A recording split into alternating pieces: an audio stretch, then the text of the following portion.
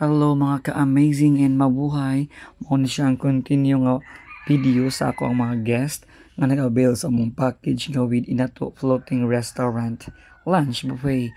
So we decided mga ka-amazing nga dili namin mag-lunch sa dining area sa Inato.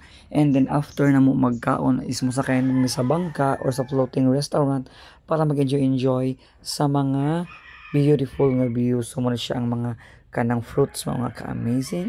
Then mga sud anis pack.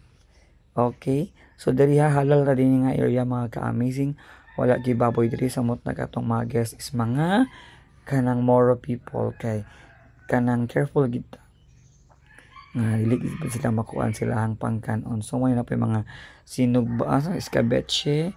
So pahurutoy ang sudan ning mga oras mga ka-amazing kay daghan na kay sila.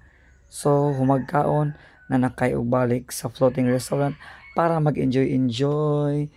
Okay, so natay mga singers, waiter, and uban pa. Mao ni siya mga ka-amazing ang amo ang Inato Floating Restaurant diri sa Dapitan City. O so nabusog naman ang tanan, pak cellphone na lang. Then, snack din kanta-kanta.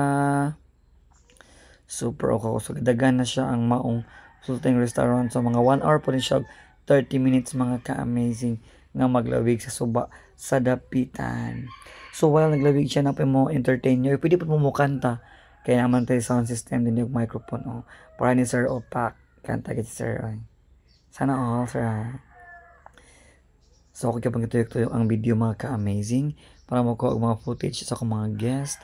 While nag-enjoy sa ilahang kanang Inato Floating Restaurant experience. Okay.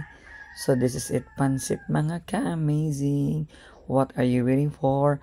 Book na with us para maka-experience food mo sa Inato Floating Restaurant diri sa Dapitan City. Mabi ka ni sister mo kanta na ito siya tingog as in. So ako pa, fresh lang ang atake.